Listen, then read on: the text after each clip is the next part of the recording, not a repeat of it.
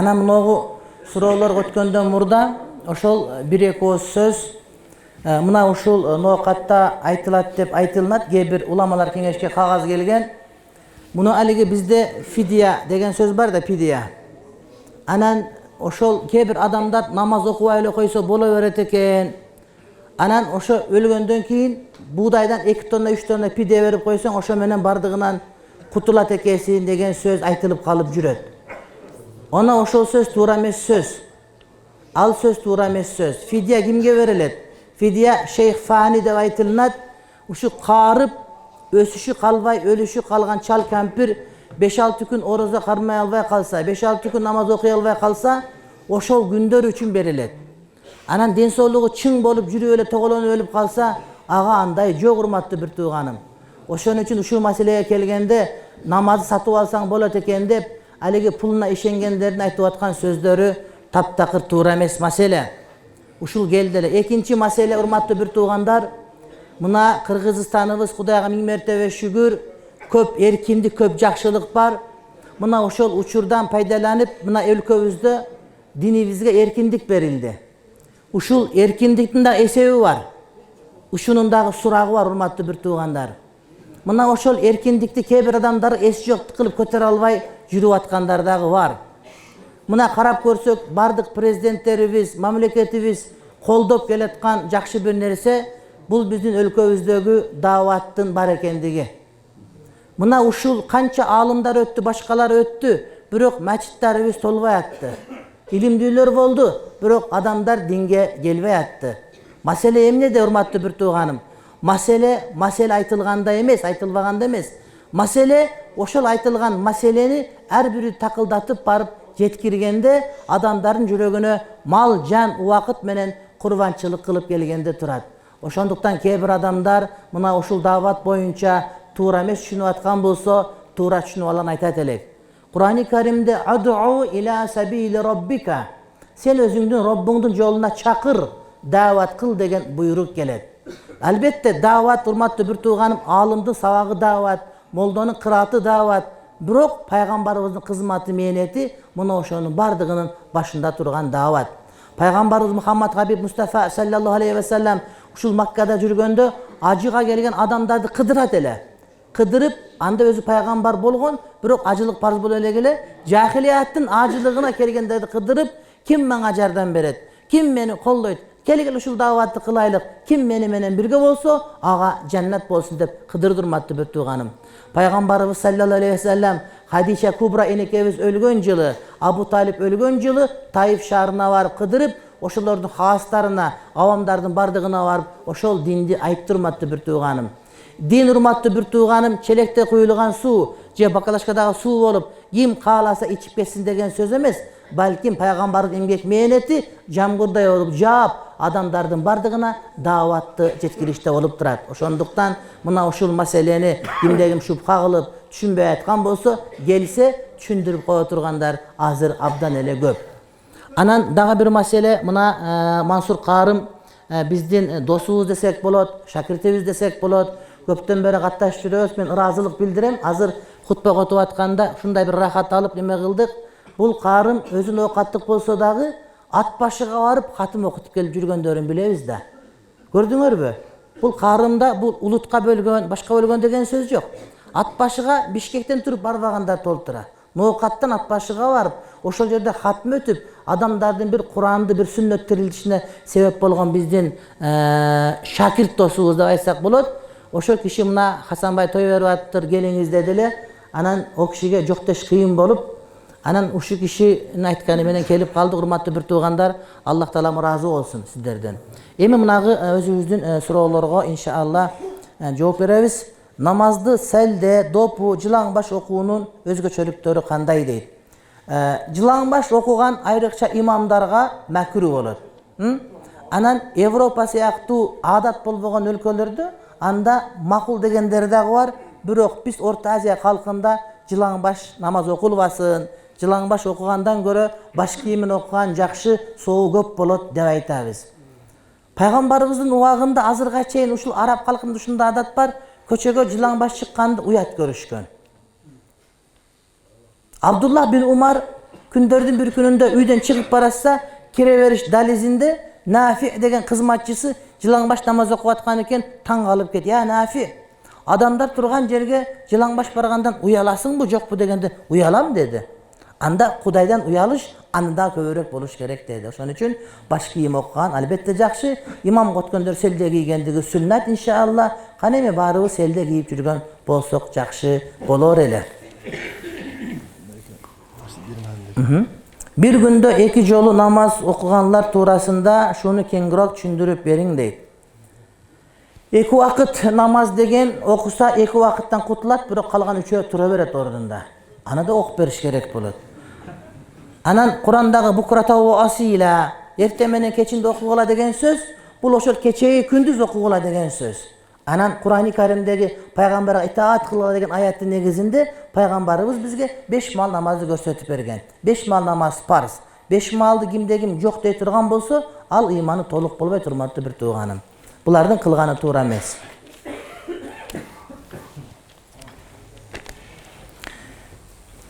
Биздин айылда имамыбыз айт күндөрү Куранды илип коюп астынан адамдар өтөт, бул кандай болот дейт.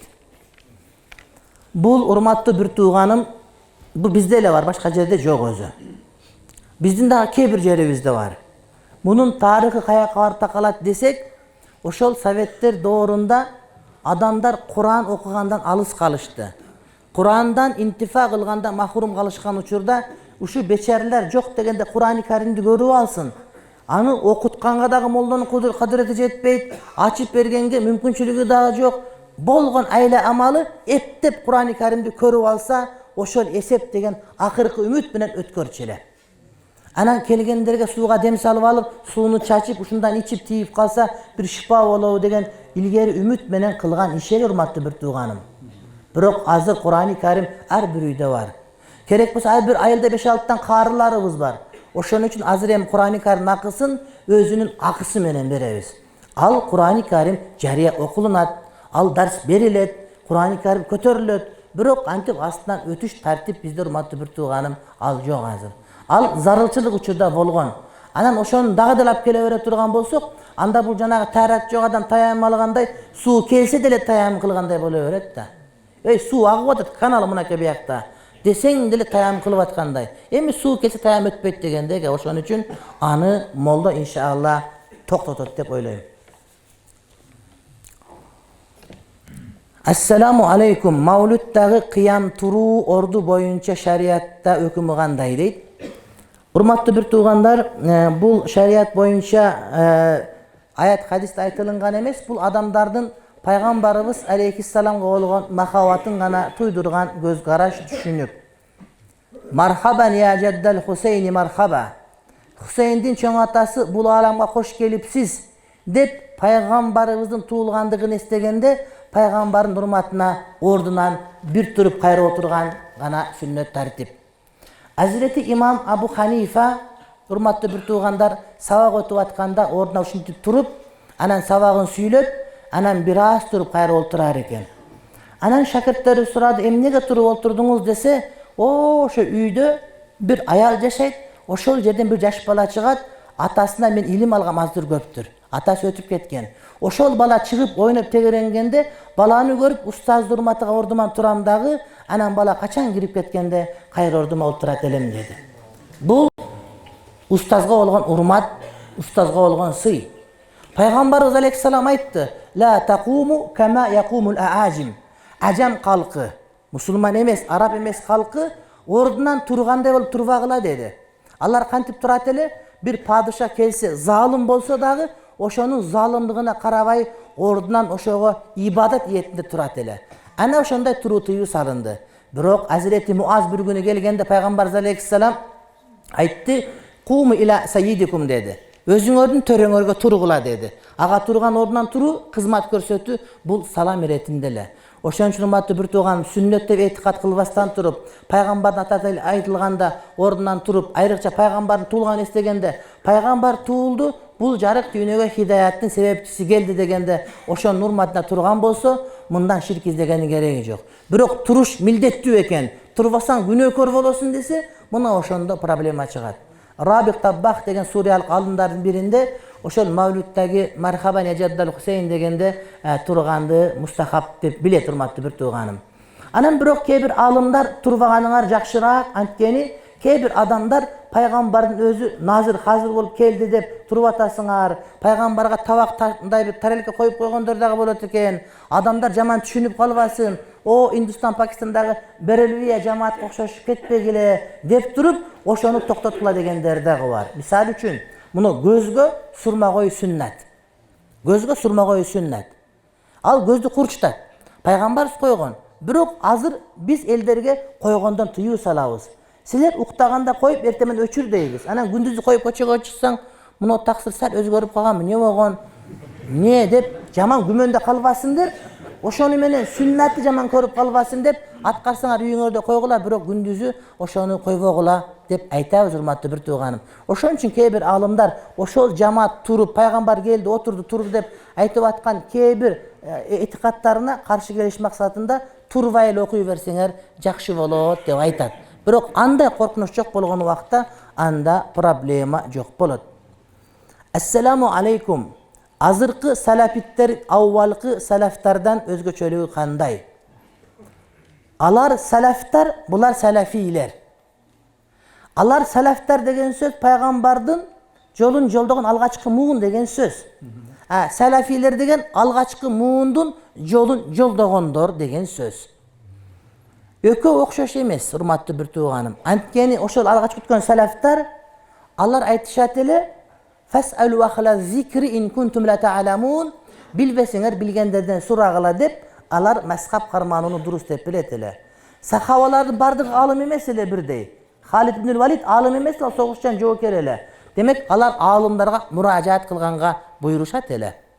Birok azırkı salafiybiz dep atkan bizdin süýüktü bir tuğandarыбыз bey mazhab bolup mazhab karmaştın keregi jok. Her kim kalagan ayattan hadisten ayta berse bolot dep atkany muna oşol salafi salihinderdin ürp adatyga karama karşı gelet. Birok alar musulmandar bizdin bir tuğanыбыз, birok kebir düşünüktörde biz menen düşünügü bölökçö degen söz. Davatty bid'at degenler bar uşul tuğrabı deyt. Urmatlı bir tuğanım egerde oşol Peygamberimiz Aleyhisselam tarikasına tuğra gelbegen iş kılsa, bunu oşunda bid'at bolot. Birok Peygamberimiz Aleyhisselam'ın sünnetine tuğra gelse, anda sünnet bol eseptelet. Aytiş gerek kana kaysıl jeri bid'at. Kaysınысы kaysıl ayatka, kaysıl hadiske karşı gelet degen tuyunduruş gerek. Tuğra, kebir davatçı tuğandarыбыз bid'at kılışı mümkün, kebirler kata kılışı mümkün. Birok bul davattın bardığı tuğra emes degen söz emes da. Muna men özüm Bangladeş'e varıp görüp geldim, Pakistan'a varıp görüp geldim, öz gözüm menen. En çoğun buzurluklarıma uçuraşıp geldim. Aleme jakında ötkön Abdülvahap Saptın akırkı günlerine kolun karmap, osiyatını alıp geldik. Indiyaga niyet kılıp atabız. Antken urmatlı bir tuğanım, jana her nersenin bulağın algan jakşı da. Men ilim jolunda adamмын. Çala buçuk ilim algan, kiçine talip ilim dep esepteyim özüm çoğun molda bolup olsam dagı. Birok uşul şunça adam hakikatin jolunda davat kılıp, uşunun jolun adında hidayatga kelip atkandan keyin bul kanday eken dep har bir adam körgüsü kelet eken. Muna jakында biz oşol tandalma hadisler boyunca sabakты başladık. Bıyıl 4-cü ay cuma ketip atat. İnşallah har cuma sayın oşol tandalma hadisler boyunca Muhammed İlyas Ali İmam rahimahullah'tın kitabını başladık. Antkeni bul kitap çында öyle berekeli kitap. Davatqa çıgayın deseň ata-enemiz karşı boluşat, davatqa çıksak boladymı? Davat toğrusunda aytıp beriňiz iltimas deyip. Emi ata-eneniz urmatly bir tuğan düşündürüp aytış gerek. Ata-enege deş gerek. Uşunu menen dinimdin saktalışına öwelge öwök bolot dep ata-enege düşündürse bolot. Biz aytabız ata-enege koşamat kılgıla deybiz. Eger bir işte işleseň начальниге koşamat kılasın. Ordunan tura kalasın, otura kalasın. Antkeni koşamat kılasın. Oşol koşamat ata-enege boluş gerek. Bir günü bir taksir geldi Jalalabattan sakal koygon eken, sonun kılıp. Ata sakalga karşı eken. Sakalın albasaң bolbойт karşı eken. Emi sakal koygon Peygamberin sünneti ataga itaat kılıp farz bolot. Ben ayttım, sakalın kiçine kıskart dedim. Atana jakşı mamile kıl inşallah. İnşallah görösün ataňyň sakaly senikinden çoň bolat inşallah bir gün gelet dedim. Birok itaat kıl şeriat boyunca farz menen sünnet karşı gelip kalsa sünnet taştalyp pasat karılat degen söz bar dedim. деп сакалын бир аз кыскартып ата уктум сөзүңүздү деп барып дуа кылып 2 айдан кийин карасам экөөнүн тең сакалы көркөм болуп өсүп калыптыр. Ошон үчүн Кудайдын өкүмүнө итаат кылыш, урматтуу бир тууганым, мына ушунда бактылуулук бар да, акылга салбаш керек. Азирети Али айтат, эгерде дин акылга салынса дейт, анда мастыга мас тартканда үстүнө эмес астына тартат элек дейт. Ошон үчүн дин акыл менен болбойт. Сенин чала чарпыт акылың, эссери баганда жеген жан чочкону мая кошулган калбасаң, дагы бирдеке өлтүрүп бүткөн карбан бияктын бардыгы. Ошон үчүн акылыңа салба сен. Сен эмнеге саласың? Шарияттын өзүнө сал, алымдар кантип айткан, ошого сал, ошондо чындык болот. Мына акылына салгандар, акыл ушунчалык экен, сүннаттын баарын жокко чыгарып, бир күндө 2 мал намаз окуп аткандар бар. Ал туура эмес. Мен бир адамды тааныйм, анын аялы 2 убакыт намаз окуйт, өзү 5 убакыт окуйт, ошого эмне дейсиз дейт. Ошол аял затына түшүндүрүш керек. Аллах Тааланын шариятында намаз 5 мал парз. Анан бул жана убакыты жок болуп, мен багымдатына куптан окуйм десе, анда башка маселе. Бирок 2 намаз парз, 2 намаздан башка намаз жок десе, анда бул адамдын ыйманы коркунучта. Эгер ошого абдан түшүндүрүп айтып, туура түшүндүргөндөн кийин дагы хидаятка келбесе, анда ортодогу нике жок болуп эсептелет. Бирок бул талак эсеп болбойт, фуркат болот. Анткени бул адам шарият толук этикат кылбай атат. Демек ортодогу нике автомат бузулат. Автомат бузулат, бирок бул талак деп айтылбайт, фуркат деп айтылат. Урматтуу бир тууган, ажырашуу деген сөз болот. Эгерде жубайлардын бири муртат болсо, башка динге өтүп кетсе, анда нике бузулат. Бирок бул сүрөттө аялга шарият түшүндүрүп айтылат. Шарият мындай, мындай аят, мындай хадис деп. Ошондон кийин дагы болбой турган болсо, анда никеси жок болгон болуп эсептелет. Бизге бала тарбиясы тууралуу айтып берсеңиз, балдар биздин келечегибиз деген сөздүн мааниси кандай? Ошол мааниге жетүү үчүн балага кандай инвестицияларды кылуу керек? Биз минген атыбызга короткон акчанын 1/10 да коротпойбуз балдарга дейт. Азирети Султан Сулайман тушунда Азирет Абдул Хамид, андан кийин келген Осман империянын падышасы айтат, эгерде биздин мечиттерден жаш балдардын ойноп күлүп каткырып жүргөнүн, же ыйлап аткан ошол жерде жүргөнүн көрбөсөк, мечиттерибиз жаш балдардан хаали болуп бош болсо, анда үммөттүн келечеги жок деди. А биздин имамдар эмне кылат? Балдары карап келбегеле, сыйып коет, кыйкырат деп кубалап чыгат да. Жок, келиш керек мечитке. Мечитке үлгү алыш керек, үйлөнүш керек. Шашып мечитке бара турган болсо, үммөттүн келечеги бар деген сөз, урматтуу бир тууганым. Пайгамбарыбыз Мухаммад Хабиб Мустафа саллаллаху алейхи ва саллям айтат, мен намаз окуп аткан учурда дейт, аркамда дейт, аялдар, жаш балдар ыйлайт эле дейт дагы, ошол баласы ыйлап аткан эне баласына көңүлү бөлүнүп, намазында ыхласы кайтып аз болуп калбасын деп, намазымды тезирээк окуганга шашылат элем дейт. Ол убакыт аялдар балдары менен келет эле. Эмне үчүн? Балдары эмчекте кезинен баштап мечитке көндүрөйүн дейт эле. Качан буту менен басканда бар мечитке бар деп жиберет эле. Балдар мечитке келгенде балык сууга түшкөндөй болот эле, урматтуу бир тууганым. Анан балдарга тарбия бергенде, тарбия бериштин кереги жок, ар бир адам өзүнө тарбия бериш керек. Өзүңүз кандай болсоңуз, балаңыз сиздин копияңыз мына ушундай болот. Өзүңүз намаз окубайсыз, балага намаз оку дейсиз, ал намаз окубайт. Өзүңүз алдайсыз, баланы ал алдай берет, урматтуу бир тууганым. Ошон үчүн балаңыздын кандай болушун кааласаңыз, өзүңүз мына ушундай болуңуз, мына ушул тарбия. Биз дааватка барсак, мечитте аялдар дарс алышат экен, биз менен мечит талашат, ушул болобу дейт. Өзү негизи аятайын аялдарга бир медресе салынса, же болбосо ошол жерде чоңураак үйү бар, бир мастураттын үйү болсо аял кишинин, ошол жерде таалим болгон жакшыраак болот. Пайгамбарыбыз алейхиссаламга аялдар келип айтышты, эркектер жумага барат, башкага барат, биз куржалак калып калдык. Бизге сабак берген дегенде макул деди. Анан мешитке кел деп айткан жок, бир аялдын үйү бар, ошонун үйүнө апта күнү бир жолу чогулгула, мен барып сабак айтам деди. Сабак айтты пайгамбарыбыз. Ошон үчүн эгерде мечит бир эле бөлмө болуп башка болуп калса, анда аялдар ошол жердеги башка бир чоңураак үйлөргө барып таалим алганы бул жакшыраак болот. Бирок андай табылбай калып, мечиттин өзүнүн мисалы үчүн атайын бир хужуралары болсо, Анда erkekler namazga gelbegen uçurlarda, misal üçün saat 10 menen 11-12 çeyinki aralıkta ötközse olur. Misal üçün bizdin meçitte ar jekşembe ayaldarga sabak var, 10:30'dan 12:30 çeyin. Oşol wagtda davatga gelip kalgan taksirlar meçittegiler bolsa aytabız, zikiriňerdi içinden çıkpagıla kılgıla, bir gana istikbalda turgan adam gana tekişerip turat, aralaşıp ketpez. Arılçılık oşonda. Antkeni 500 adam gelse uyga batpayt da oşol ayaldarın sabagına gelip katışıp geçet. Al wagtda erkekler bölmödөн çıkışpayt, olturup Kur'an okup zikir kılıp fikir kılıp turat aralashıp ketүү bolupet. Oşogo meçit talaşbaş gerek, iltimas meçit kılsak inşallah jetet bardыгыбызга. Taksırım 4 ayga davatga, anan namaz okup atkan uçurda 1:30'da gelip alıp aralashты kılıp жүрgөн bul tuura emes. Tartipke salış gerek. Bul uyalış bölök mesele. Hazreti Fatima enekemiz uyalgan ayal ele uyalu ayaldın baktısı bolat da. Al bir gün kıcalat bolup atsa birөө surady. Niye kıcalat bolup atasy dese, erteň ölüp kalganda meni gepin görüp turup janaza okuganda, gepin morolup turganda janaza okugan erkeklerge figuram görünüp kalat dep, oşondan kıcalat bolup atam dedi. Degende bir ayal aytты, biz o narkı Habaşistan'a barganda oşol jerde adamdardı koygondo üstüne janagıday tavut siyaktуу kılıp zından jasap koyot eken dagı, üstüne çüpürök çıtap koyot eken dagı ayaldın jasatının mындай kölömü bilinbeyt degende oşonda wasiyat kıldı.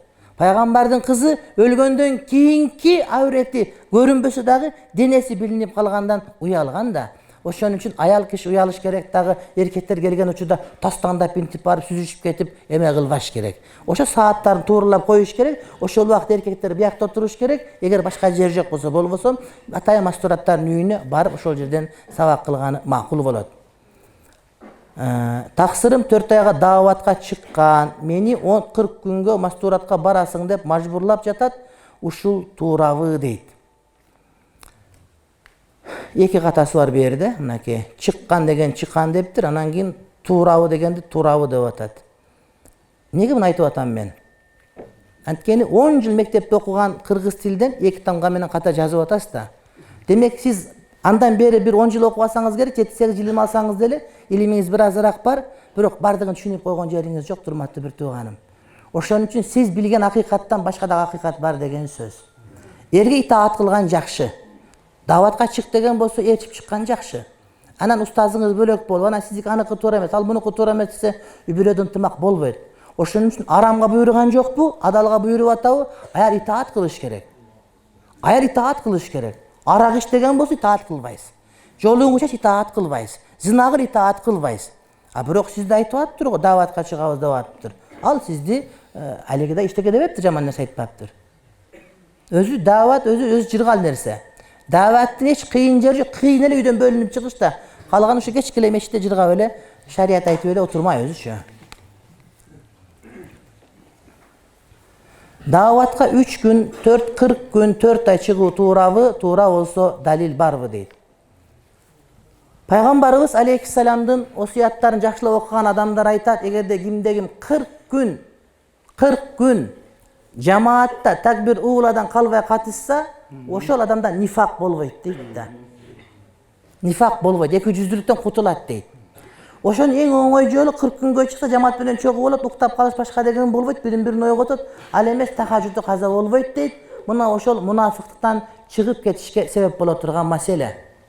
Peygambarımız aleyhisselam aytat, egerde kimde bir soğuk iş kılsa, oşol soğuk iş 10'dan 700 esege çeyin eselentip berilet deyt. Böyle 3 gün davatga çıksa 10 soğuk berilse, anda 30 gün davatga çıkkanday bolup, bir aydın bardığın, urmatlı bir tuğanın, dinge kızmat kılın ötkörgön bolat. Dalil, Hazreti Peygamber aleyhisselamın wagında Hazreti Umar özünü şerigökö şerigele dağı dıykançılık kılışat ele.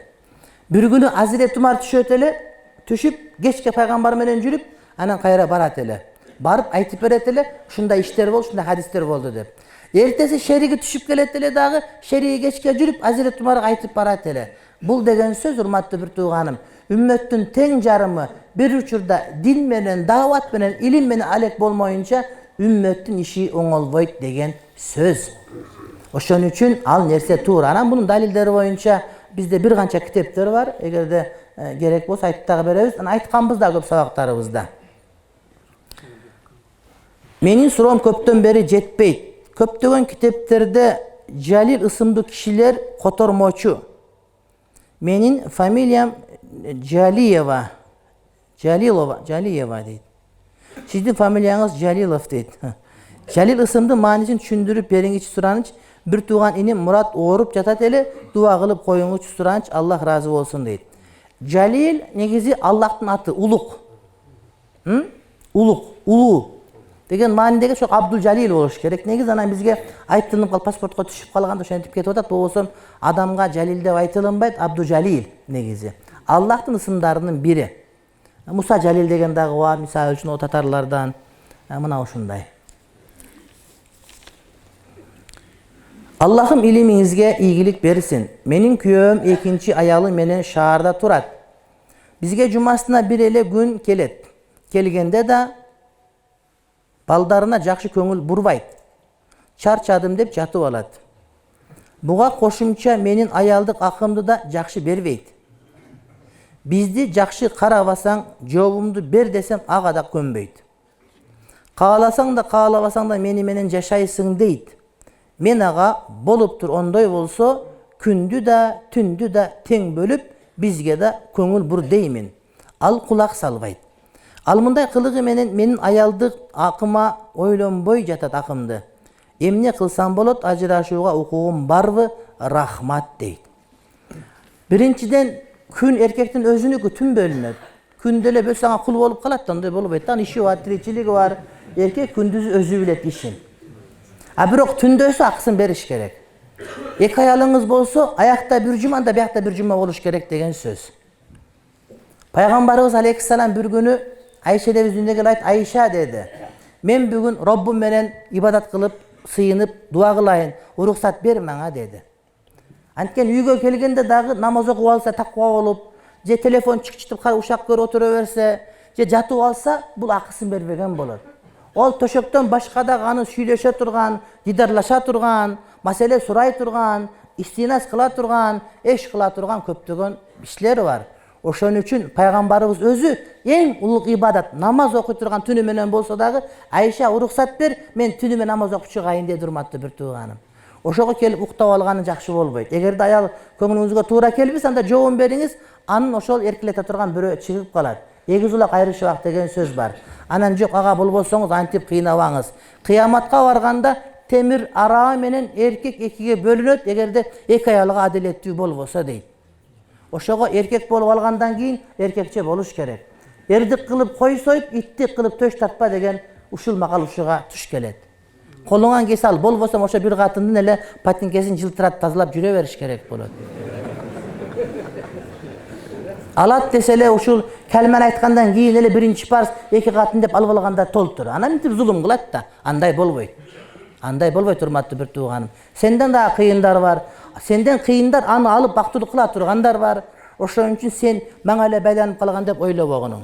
Alem karindaşım bir tuğanım sana aytam sen sabır kıl. Sabırdın töbü saraltın. Sabırdı kalar jeter muratqa, sabırsız kalar uyatqa degen söz var.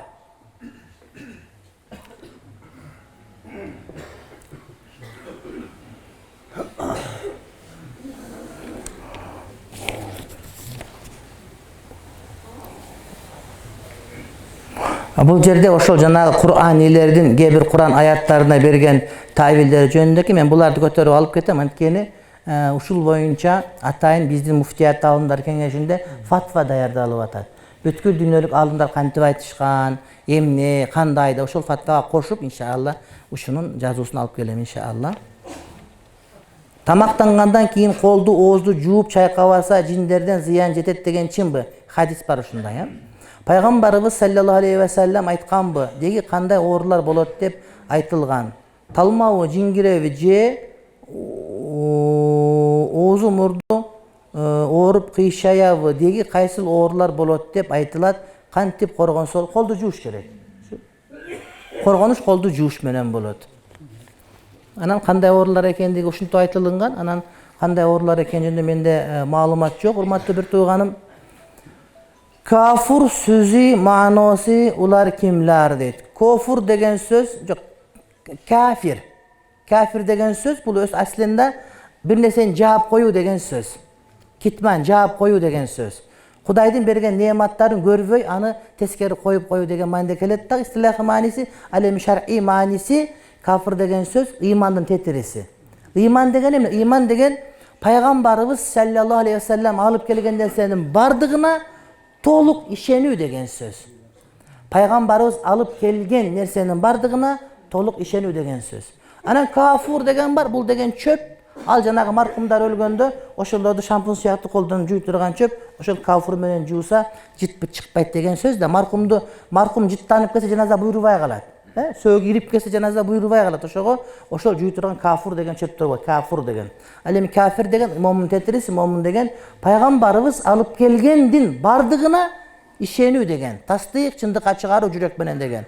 Демек пайгамбар алып келген, Куранда пайгамбар алып келди бизге, Кудайым жиберди, сүннөттө алып келди. Ошонун бирин ыйман келтирбесе, ыйманы жок, капыр деген сөз болот. Менин досторум ичишет. Биз жубайым экөөбүз 5 убакыт намаз окуйбуз, отуруштан чыгып кеттик. Алардын жанында олтурганга болбойт экен, ичкенден кийин ооздорунан жаман сөздөр чыгат экен. Мен абдан жаман көрөм ичкиликти, так жоон айтып коюң дейт. Сен жоон өзүңө берипсиң. Арак ичкен жамаатка, арак ичпеген жамаат барган болбойт. Дуа кыл, бардыгы бирден чыгып отуруп, сенин жамаатың кайрадан толук болсун деп. Оронгон аялдарыбызды оронуп көрүнгөндөрдү жаман көрүшөт. Мен Кудайдын жолунда жүргүм келет. Ооба кереги жок. Ысык ата деген район бар. Ошол жерде бир бата болуп калып, Асан эже экөөбүз бардык биз. Барсам, ошол жерде иштеген ысык аталык балдар экен да, айтып атышат да. Биз дейт, ошол сиздин сабакты көрүп жүрөт элек дейт. Бирок бизге мындай сүйлөгөнүңүз кызык болгон үчүн көрөт элек дейт.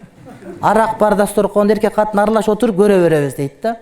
Ана ошентип отуруп бир күн карасак, арак жок болуп калыптыр дасторкондо дейт. Ана ошентип жүрүп отуруп бир күн карасак дейт, эркек аял бөлөк отуруп калыппыз дейт. Эки бөлөк үйгө. Анан бир күн карасак, бардыгыбыз намазга түшүп калган экенбиз дейт. Ошонун үйүнө конок болдук бизчи. Ошон үчүн даватты кыла бериш керек, хидаят Аллахтан. Акырындык менен бардык иншалла ордуна келет. Пайгамбарыбыз Мухаммад алейхиссалам кайтарылган ишти көрсөңөр колуңар менен кайтаргыла. Ага күчүңөр жетпесе тилиңер менен кайтаргыла. Ага дагы күчүңөр жетпесе жүрөгүңөрдү жаман көргүлө деген хадисти түшүндүрүп бериңиз. Азыркы күндө болуп жаткан мункар иштерге кандай мамиледе болобуз? Аллах даражаңызды улук кылсын, эки дүйнөдө амин дейт. Эгерде бир мункар иш болуп, шариатка тыйылган иш болсо, колуңан келсе барып тосуш керек колуң менен. Бул деген кимдин тосуш колунан келсе, тосуш керек. Эгерде падыша көрүп турса, падышаны дурапа камаш керек, тыйыш керек деген сөз колунан келет. Анан биз экөөбүздүн колубуздан келбесе, барсак өзүбүздү камап кое турган болуп турса, анда айтабыз. Андай кылбай деп айтабыз. Бирок айта турганда кыйыныраак болуп калса, айтсак балага калып, кайра өзүбүздү кыйнай турган болсо, колубуздан келбей атса, анда жок дегенде жүрөктөн чындап жаман көрөбүз, бирок бул ыймандын эң төмөнкү даражасы дейт.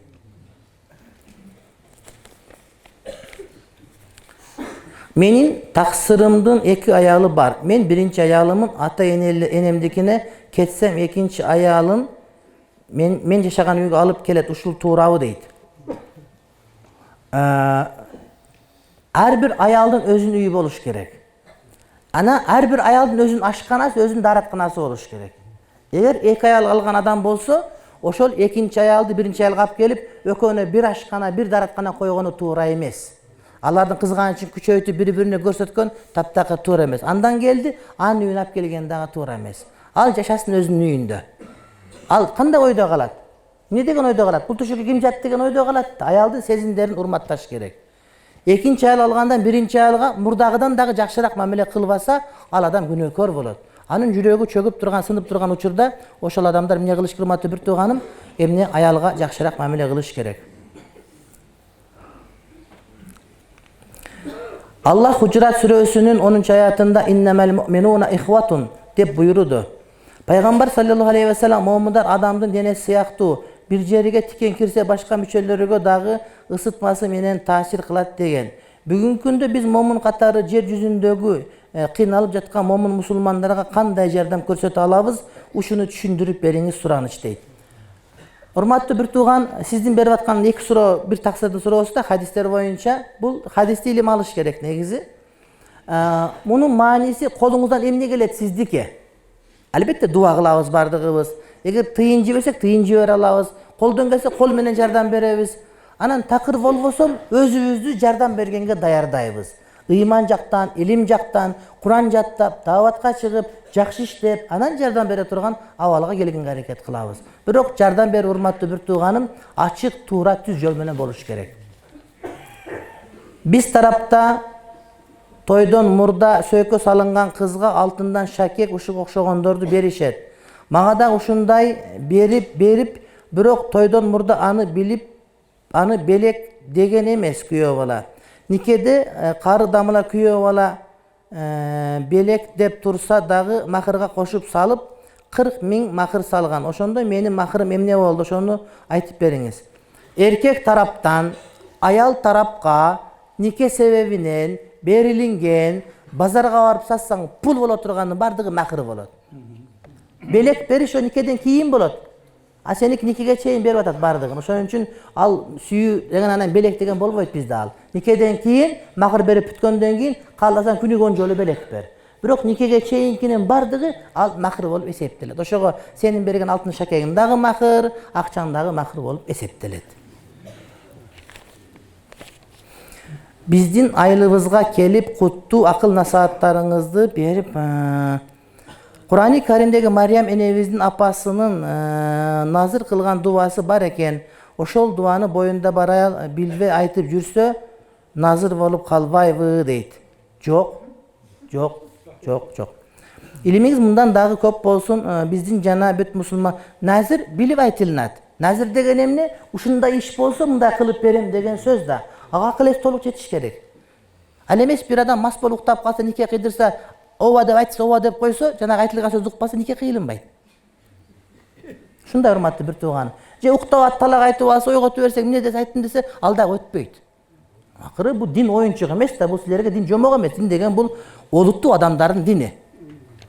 О Арстанбек ала эрнекен сүйлөй берейин мен Кудаймын деп. Биз эстүү адамдарбыз. Аны соттоп атпайбы Кудайым деп айткан сөзү үчүн. Эми эрнеке деп сүйлөй берет да, ого маани бериштин кереги жок. Өзү ол мукаллаф эмес адамдар. Алар намаз окуш парз эмес, закаттагы парз эмес.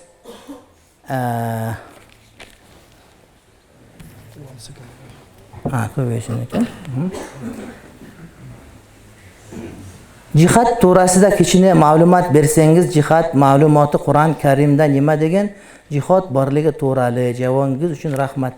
Жихад, урматтуу бир тууганым, орозо, намаз, зекет сыяктуу эле касиеттүү улуу түшүнүк, жихад деген түшүнүк.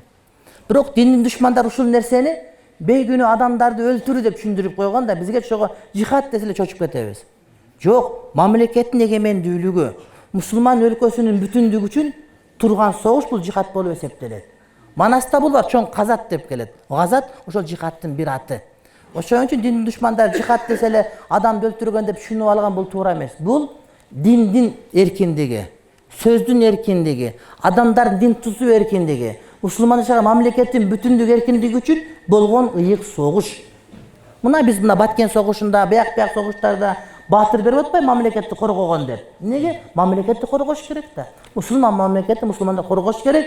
Эгер коргоп атып өлүп кетсе, Кудайдын сөзү бардыгынан жогору болсун деген этикат ниети болсо, анда албетте ал адам шейит болот, ага сооп болот. Талак боюнча кененирээк айтканга болбойт. Анткени бул сабак да муну бир 6 ай окуш керек болот. Анан бир ооз менен бүтүрүп койгон болбойт. Бул дагы хурум деген эмне, ашкурул хурум дейт. Бизде Рамазандан алдын 2 ай, Рамазандан кийин 2 ай аялына кошулбайт, жаныбардын этин жебейт, бир гана балык этин жейт, ошол тууралуу айтып берсеңиз. Эми кантип айтабыз буларга? Өздөрү түзүп алган дин экен. Биз мусулманчылык динди айтабыз. Биз шариатты айтабыз. Анан 4 ай кошулбаса бул жанагы эми одоно салыштыруу болуп калса керек, бирок бир нерсе айтып коюш керек. Мына Дон Кихот деген китеп бар. Сервантес дегендики, кимдикен? Ошондо бир попко бирөө күйгө аял тийип калса, поп сал карып калган экен. Бул күнү майрам, бир күнү ондай, бир күнү мындай деп отуруп эле эч эле кошулбай коюптур аялы менен. Ушундай экен. Анан көрсө ал агушка өзү мындай бир ошо маселе кыйыныраак болуп калган экен да. Ана ошого окшогон бир айтып койгонму деп боюңа келип кетет экен да. Жок, шариат боюнча качан тыюу салынат, ayal etektir görgende, hayız gelgende, nifas gelgende, je ihram baylanıp turgan учурда ayalı menen koşulganга tıyuu salınat. Anan başkaçoda nikesi olsa, antip mintip toskon urmatlı bir tuğanım, şariatты burmalagan bolup eseptelet. Meçetke kirip dünya işlerin süylösö, jana ar kanda başka sözler menen süylösö bolağı deydi. Dinge tiyešeli olsa olur, dinge tiyešeleme sözlerdi süylöböş gerek. Eğer paydalı nerse olsa, tüvü dinge tiyešeli olsa anda elbette bolat degen söz. Bu sırttan gelgen bir değil mi? Açık görünüşçü. Nike meselesi taktap alığa sizge joluğup sorama жооп alayın dep boştan keldim elem. Sizden soranış joluğuşkanга mümkünçülük beriңizçi soranış deyip. Men bu yaqa noqatqa 3 jubilön çakırgam. 3 jubilön meselesini qarayım. Ekönü. Siz men 3-üncü ken. İnşallah eşikte Mansur Qarıma joluğasızlar. Mansur Qarı inşallah bir adam koyuyoruz. Mınaki. Mına taksırıma şu kişiге joluqsаңыздар imam Sakava meçitinin imamı. Oşol meçitke barıp tursaňar, oşol yerden baldar damlany görsötüp berет inşallah sizlerge. Bir tuğanыбыз dagы men 3 jubilön şundagı ama oradan turdu. Mına Mansur Qarıma inşallah. Bunu kötörüp ketet ekenbiz. Antkeni onu okuştun özü wagty köp alat eken. Ayal kişiler jok eken ele turganga kirgenge ыңгайсыз болгондуктан katыбызды bir akege berip koyuңуз деп surandık. Or kelbese uşul singdimdin telefon nomerine keňeşiňizdi berip koyuңuzçu. Deyip makul bunu alabız. Bunu da alabız. No hurumunu da alabız. Antkeni hurum boyunça dagı apasny eken onu uguş gerek. Amin. Bismillahirrahmanirrahim. Rabbana atina fid dunya hasana ve fil ahireti hasana ve qina azabennar.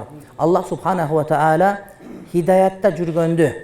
Hakikatты aktep bilgendi Kudayım nasip kılıp, oşol hakikatты aktep bildirgenden keyin oşol hakikatka itaat kılgan erçigendi Kuday Taalam nasip kılsın. Kuday Taalam urmatlı bir tuğanda toora emes dep bildirsin. Özü bildirgen toora emes, jaman, nahak, batıldan alыс bolganda Kudayım nasip kılsın. Kudayım şermende kılbasın. Musulmanlarga bizdin içimizde, jürögübüzde jaman pikir bolbosun. Kuday Taalam hakikattan ajratpasın. Rabbana atina fid dunya hasana ve fil ahireti hasana ve qina azabennar. Amin amin amin. Bir rahmetike erhamer rahimin.